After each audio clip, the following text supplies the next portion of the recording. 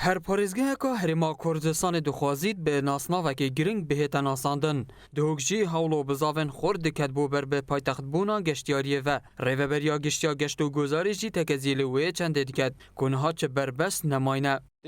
چطور ببینید پایتخت گشتیاری جبر کد که ویت گزاره و وزارت شهروانی و گشت و گزاره سپاسی و همیا اف بوچونه گلک به باش بویا پشتوانیا نویسار ما کریه و بلند کریه حتی انجمنی وزیران چو انجمنی وزیران لجنه یک پکینای کو الدیف چونا اوی بابتی بیت کرن لی بربستت ما اکید کو دیار بو نبتنه الوی کردی ده بوینه بلکل گله کرده دی بوینه بله شمی ضررمندتر اکید کرده گشت و گذاره کو قیران آبوری و دیسان تروریستن داعش کو ام خلق کردستان همی مجیل بوینه ما براوانیش آخا خو کریه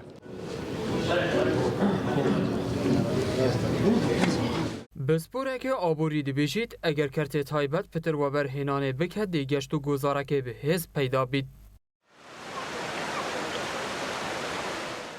و برهنان کرد گشت و گذاره دا اگر که کو پارک یما نچیتش در و بین خدان سرمایه چیتن ترکی الولاتا کدی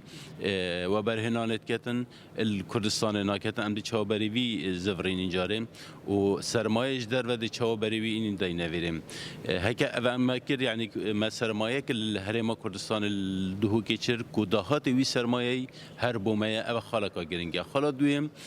کرد گشت و گذار شیتن عمل صعبه بوما پیدا بکتن شینا خلک پاره بتن ویرب مزخیتن خلک کی دی بیت پاره ویرب مزخیتن و بالنهایه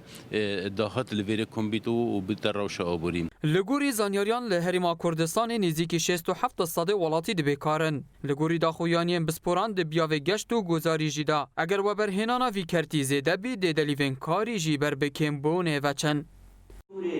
رسن کردایتی یا کردینی هم طریقا بزاوگشتیاری دا جیهان دینم جدهو که بو گلی کردستان هاتی سامی